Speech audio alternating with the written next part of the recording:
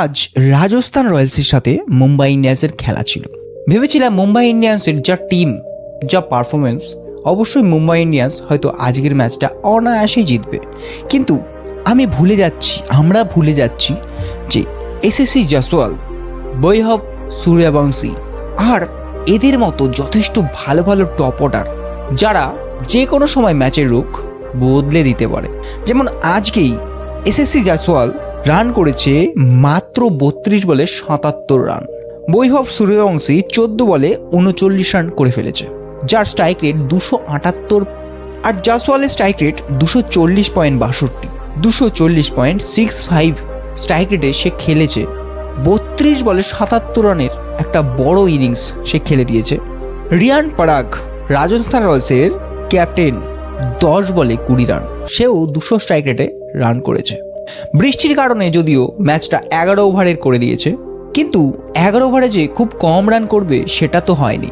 11 ওভারে রাজস্থান রয়্যালস প্রায় 150 রান 3 উইকেটে বানিয়ে ফেলেছে।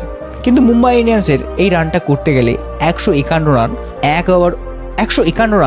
11 ওভারে করতে হবে। মানে দুর্ধর্ষ খেলতে তো হবেই, সাথে উইকেট রাখতে হবে। খেলার স্ট্যাটিস্টিক বলছে মুম্বাই ইন্ডিয়ান্স হয়তো আজকে হেরে যেতে পারে। জানি না তোমরা ভিডিওটা কখন দেখছো, আমি ভিডিওটা ম্যাচ চলাকালীন বানাচ্ছি, তো এখনও অবধি বলছি না মুম্বাই ইন্ডিয়ান্স হেরে যাবে, হয়তো জিততেও পারে। তবে মুম্বাই ইন্ডিয়ান্সের 3টে উইকেট পড়ে গেছে, বড় বড় মাথাগুলো পড়ে গেছে বলা যায়। যেমন রোহিত শর্মা, এখন তিলক বর্মা এবং হার্দিক পান্ডিয়া খেলছে, তো তাদেরকে দুর্ধর্ষ একটা পারি তো খেলতেই হবে, তাছাড়া কিছু করার নেই। তবে খেলার স্ট্যাটিস্টিক দেখতে গেলে আমাদের পয়েন্ট টেবিলে এখন পাঞ্জাব টপে আছে, আরসিবি 2-এ আছে। আরসিবির মতো একটা বড় টিম, যেখানে বিরাট কোহলি আছে, ফিল সল্ট আছে, এত বড় বড় নাম। আগেকার যেরকম সিএসকে টপে থাকতো আর এখন যেরকম 10-এ আছে, তো আমার কেন জানি না মনে হয় সিএসকের জায়গাটা আরসিবি নিয়ে নিয়েছে। এখন আরসিবির সাথে কোনো দল যদি ফেলে মনে হয় 60-40 চান্স আরসিবি জেতার চান্সটাই বেশি থাকে। যাই হোক, তোমাদের কি মনে হয় না হয় অবশ্যই কমেন্ট করে জানিও।